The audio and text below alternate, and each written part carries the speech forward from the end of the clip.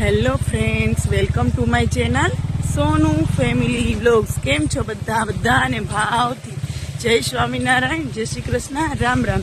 તો આજે તો એકાદશી છે અને વહેલી સવારમાં ફરાળ બનાવી અને અમે આવી ગયા છીએ વાડીએ કંઈ કામ તો નથી, પણ વાડીએ બેક્ટેરિયા મિક્સ કરવાના છે. હવે મને તો કંઈ આવડતું નથી અને તમે જોવો રસ્તો એટલો ખરાબ છે ને, પાછળ જોવો કેમ થાય કે હું હમણાં પડી જઈશ એવું ગાડીમાંથી. એટલો વરસાદનો રસ્તો, ગાડી ખરાબ થઈ ગઈ હોય, કારણ કે બધા વાડીઓમાંથી આ બધું ધોવાઈને આવતું એટલે ચીકણો કાપ જ હોય. તો આજે મારે કામ નહોતું ને, એટલે કે બેક્ટેરિયા મિક્સ કરવાની કે હાલી, કે મેં કીધું હાલો હું આજે હું વાડીએ જાઉં છું અમારી ફરી એક વખત. ઘણા કહેતા હોય, અમારા સ્ટાફના મેડમ છે ને, એ મને કહેતા કે મારા મમ્મીને વાડીનો વિડીયો છે ને એ બનાવજો ને મેડમ, એ કે એ બહુ ગમે એ કે. એટલે મેં કીધું હા. તો એટલે માટે મને એમ થયું કે હાલ આજ તો વાડીએ જઈ અને સરસ મજાનો વ્લોગ્સ બનાવું અને બધાને અમારી વાડી જોવા મળે. એટલે ક્યાંક ક્યાંક રસ્તો સારો છે અને ક્યાંક ક્યાંક રસ્તો બહુ ખરાબ છે. અહીંયા સ્વિમિંગ પુલે બનાવ્યા છે, જો અહીં બાજુમાં વાડી છે ને ત્યાં. અમારું ગામ છે ને તો એક રીતે સધર છે એમ, એટલે જો મજા આવે છો ગાડી.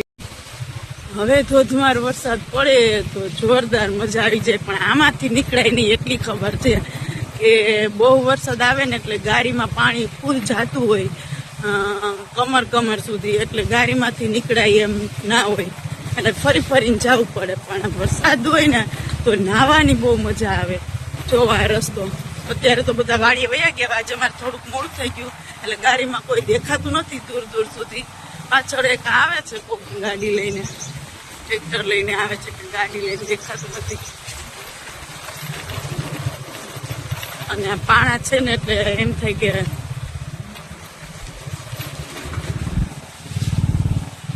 આમ તો હાલીને જવા વાળા ઘણા હોય. જો કોક હાલીને જાય છે વાડીએ ચક્કર મારવા. અત્યારે આવવાનું કંઈ કામ તો થાય એમ નથી એટલે સારું. તો રસ્તો બહુ ખરાબ હતો, પણ અમે વાડીએ પહોંચી ગયા છીએ ને નહેરમાં જો પાણી ભરેલું છે અને નહેરમાં ઓલે કાંઠે જવા માટેનો રસ્તો છે. જો એ પણ અમારી જ વાડી છે એટલે. અને અહીંયા હું આવીને તો અમારી વાડી ઓલા બેનની રે છે ને, એ જો વાડી સાફ કરે છે. બહુ મસ્ત રીતે વાડી સાફ કરી નાખી, કારણ કે આજે વાડીએ જવાનું નથી ને એટલે એને એકદમ ચોખ્ખું કરી નાખ્યું. બહુ વ્યવસ્થિત અમારી વાડી રાખે છે એ લોકો, અને બહુ વ્યવસ્થિત કામે એટલું સારું કરે છે. અને જો અમારી માંડવી અવડી મોટી થઈ ગઈ છે.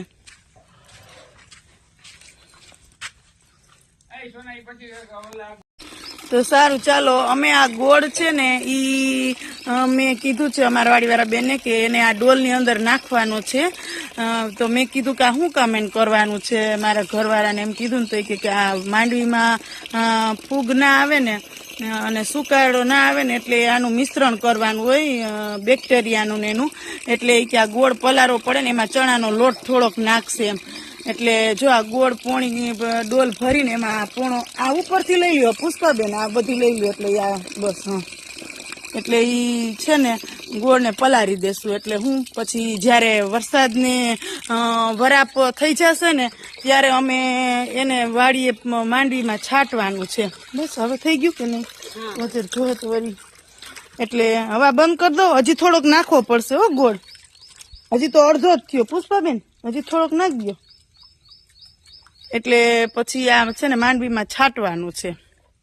એટલે આ ગોળ જો આની અંદર નાખીને ઓગાળી નાખો. બસ હવે નહીં જોઈએ. હવે જો ને તો વસંતને પૂછી લે હું આપણો ફોટો વધારે. એ ગોળવાળું જ છે, આમ ઓલું પેકિંગ ડબલું હોય ને એટલે. તો આ ગોળ અમે પલાળી દીધો છે ને હજી એનું મિશ્રણ કરવાનું બાકી છે બધું. એના ફૂગ ને બેક્ટેરિયા ને આવ્યા ને એનું. તો ચાલો ઈ કામ કરી નાખીએ પેલા. આ સરસ મજાની અમારે ચીકુડી છે વાડીપડામાં, એમાં કાદવી ચીકુ આવી ગયા છે જોવો. અને મારે જયારે ફોદીનો જોતો હોય ત્યારે હું અહીંયા કહી જ દઉં વસંતને કે ફોદીનો લઈ આવજો, પાણીપુરી કરવાની છે. એટલે આવી જાય આપણે ઈ સગવડ. ફોદીનાની ચટણી કરવી હોય. અને આમાં છે ને લીંબુ આવ્યા છે. આ લીંબુ મોસંબી લીંબુ છે ને, આ લીંબુ મારે આજ લઈ જવાના છે.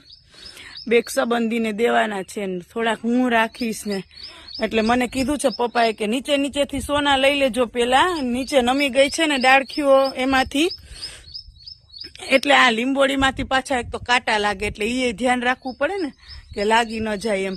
અને લીંબોડીમાં આજ વખતે બહુ ઝાઝા લીંબુ આવ્યા છે ને એટલે હજી એટલા બધા મોટા નથી, પણ વસંત કે લઈ લ્યો ને તો પછી પીળા થઈને ખરી જશે. આ મોસંબી લીંબુ જેમ જેમ પાકે ને એમ એનો રસ છે ને ઉડી જાય, એટલે આ લીલા હોય ને ત્યારે એટલે આપણે આવડા હોય ને ત્યારે જ આને તોડવા પડે, પણ આમાં રસ બહુ ઝાઝો હોય તો હું આજે તોડવાની છું, મારે એ જ કામ કરવાનું છે. અને મારે આ બધું ઝીણું મોટું પરચુરણ વાળીએ કામ મને હોય પૂછે બેક્ટેરિયાનું ઓલું ને એ બધું હું કરાવવા લાગીશ. અને હજી વરસાદ નથી આવ્યો તો અમે ફટાફટ અમારું કામ પતાવવા માંડીએ ને પછી અમારે ઘરે જવું હોય ને, અને આજ તો વિચાર છે મંદિરે જવાનો, હવે જે થાય બીજું શું. ચાલો હું તો આ ડોલ લઈને ઉપડી ઓલા લીંબુ તોડવા, કારણ કે મારે હજી લીંબુ તોડવામાં વાર લાગી જાય, કારણ કે એમાં કાંટા હોય ને એટલે મને એમ થાય કે લાગી જાય નહીં, પણ મારે નીચેથી લીંબુ લેવાના છે ને અહીંયા બધું ભીનું છે. ભગવાન હવે જી થાય હે ભગવાન. જો આવડા મોટા લીંબુ છે ને હું તોડી લઉં.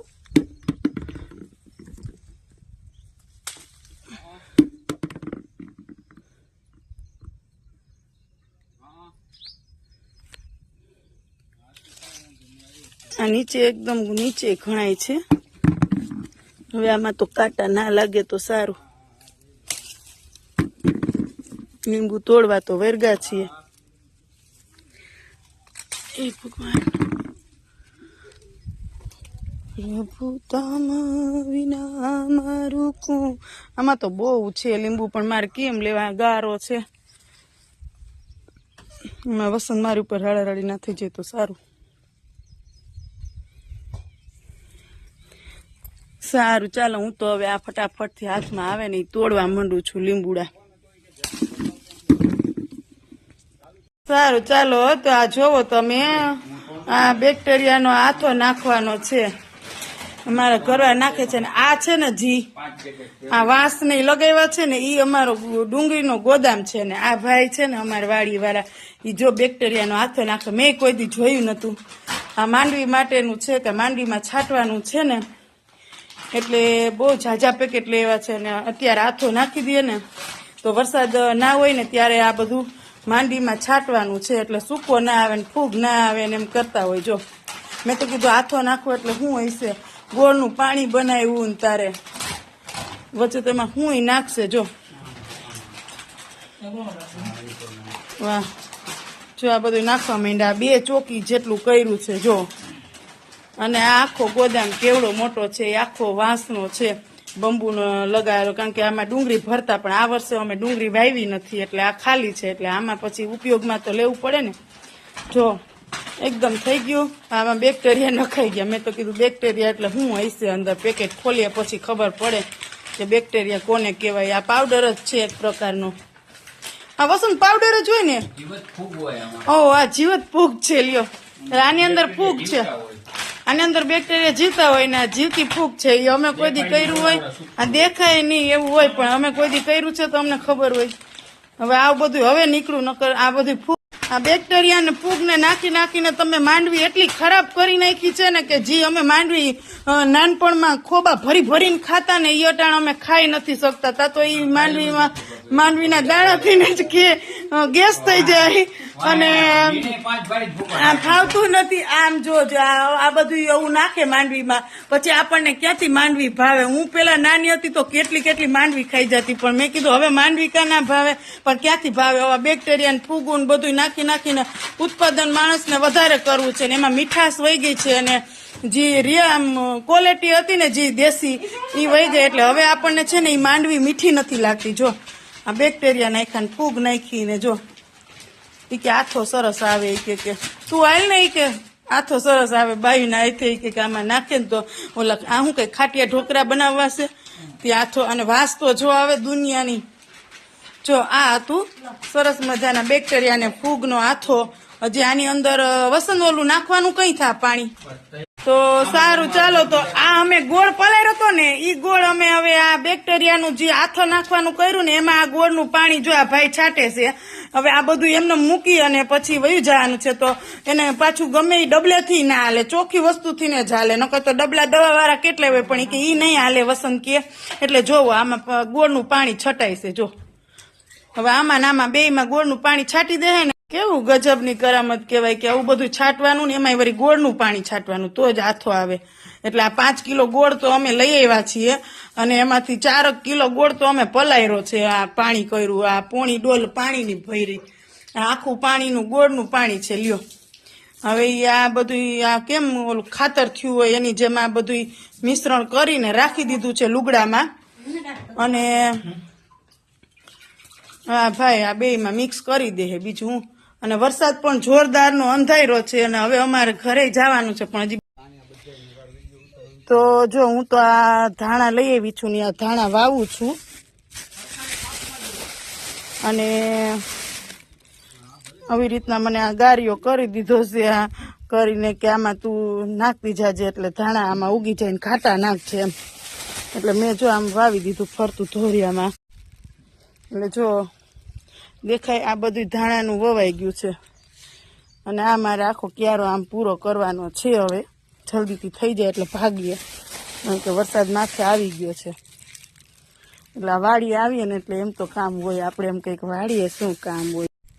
જો આ વાવ્યું હતું ને એ મેં વાવી અને ઢાંકી દીધું છે, એની માથે ધૂળ નાખી દીધી છે. એટલે અહીંયા હવે ધાણા પછી થઈ જશે.